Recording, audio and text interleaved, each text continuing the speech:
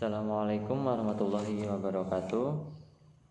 Bertemu lagi dengan Pak Ustadz dalam pelajaran pendidikan kewarganegaraan. Sebelumnya, sebelum mulai, alangkah baiknya kita doa terlebih dahulu. Berdoa mulai.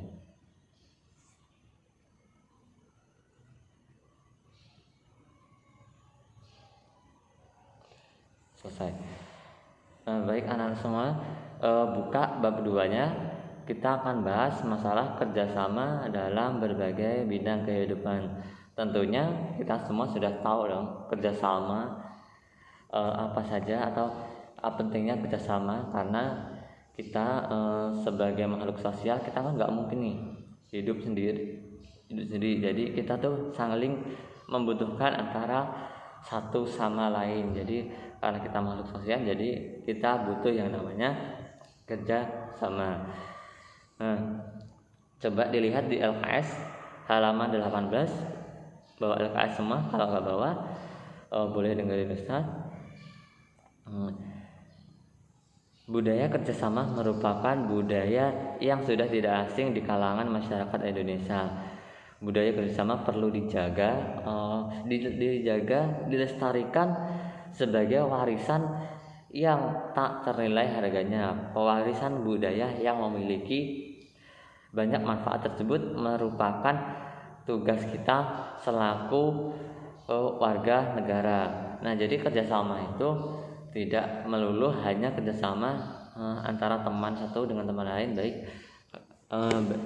melainkan kerjasama dari segala aspek, baik kerjasama dalam bidang negara ataupun dalam masyarakat. Jadi di sini kita akan bahas kerjasama dalam berbagai bidang kehidupan. Nah, yang pertama ialah kerjasama dalam bidang politik. Nah, ini kalau dalam bidang politik ini berarti kerjasama dalam bidang negara ya, yang berurusan dengan kenegaraan.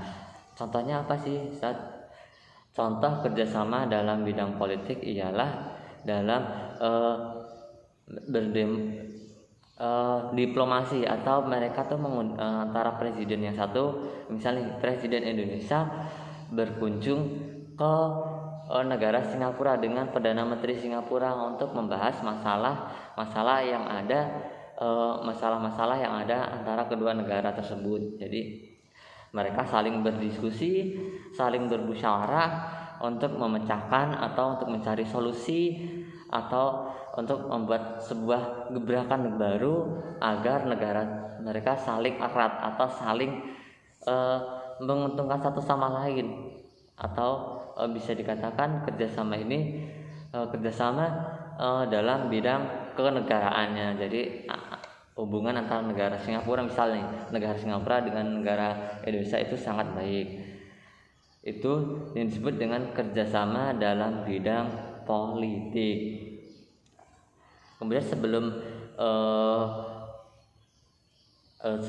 kerjasama dalam bidang politik itu ada faktor-faktor apa saja sih yang mempengaruhi kerjasama ini, baik kerjasama dalam bidang politik ataupun dalam kerjasama dalam bidang-bidang lainnya. Itu ada 4 faktor yang mendorong terjadinya kerjasama. Yang pertama, faktor pribadi, kemudian kepentingan umum, motivasi altruistik, dan tuntutan situasi. Itu adalah 4 faktor yang mendorong terjadinya kerjasama. Kemudian salah satunya ialah kerjasama dalam bidang politik yang sudah Ustadz jelaskan tadi. Kemudian selain kerjasama dalam bidang politik, ada juga nih kerjasama dalam bidang ekonomi. Jadi kalau dalam bidang politik itu tadi dalam bidang kenegaraan, kalau bidang ekonomi bisa dikatakan lebih ke unsur ke masyarakatnya itu sendiri. Walaupun ke negara itu sangat penting juga. Contohnya nih, Indonesia mengekspor ke negara Singapura. Negara Singapura pun juga mengekspor ke negara Indonesia. Misal Indonesia mengekspor bahan baku rempah-rempah ke Singapura. Singapura mengekspor misal hasil teknologinya ke Indonesia. Jadi itu contoh dari kerjasama dalam bidang ekonomi. Ada juga bisa dilihat di halaman 22 ini, menurut Muhammad Hatta, Undang-Undang 1945 pasal 33 ayat 1 merupakan soko guru sistem perekonomian di Indonesia. Artinya kegiatan usaha ekonomi menggunakan prinsip kerjasama saling membantu dalam suasana demokrasi ekonomi untuk mencapai kesejahteraan bersama secara adil. Jadi kerjasama dalam bidang ekonomi pun enggak hanya dengan negara, tapi bisa dikatakan dengan masyarakat setempat. Misalnya Lampung bekerja sama dengan Palembang, ataupun Lampung Tengah bekerja sama dengan Mekatameter, ataupun Batanghari bisa bekerjasama dengan tempat yang lain. Jadi itu dalam bidang ekonomi itu bisa dikatakan kerjasama dalam bidang ekonomi. Kemudian bisa dilihat di halaman 22, kalau kalian membawa LKS-nya itu ada logo Koperasi Indonesia, di mana logo itu disebutkan atau logo itulah logo yang menandakan saling kerjasama atau logo kerjasama dalam bidang ekonomi. Jadi kalian pasti nggak asing nih dengan logo-logo tersebut, logo-logo Koperasi Indonesia. Misal kalau kita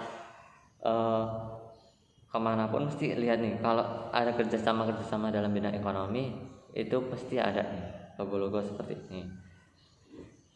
Nah, mungkin sampai di sini dulu agar kalian lebih paham, biar nggak banyak materinya. Jadi tadi ingat ya, faktor terjadinya kerjasama itu ada 4: motivasi pribadi, kepentingan umum, motivasi altruistik, dan tuntutan situasi. Itu adalah faktor-faktor terjadinya kerjasama. Nah, mungkin sekian dari saya tutup. Kalau ada yang ingin ditanyakan, boleh chat pribadi di Ustaz, atau bisa diskusi ke grup kita. Assalamualaikum warahmatullahi wabarakatuh.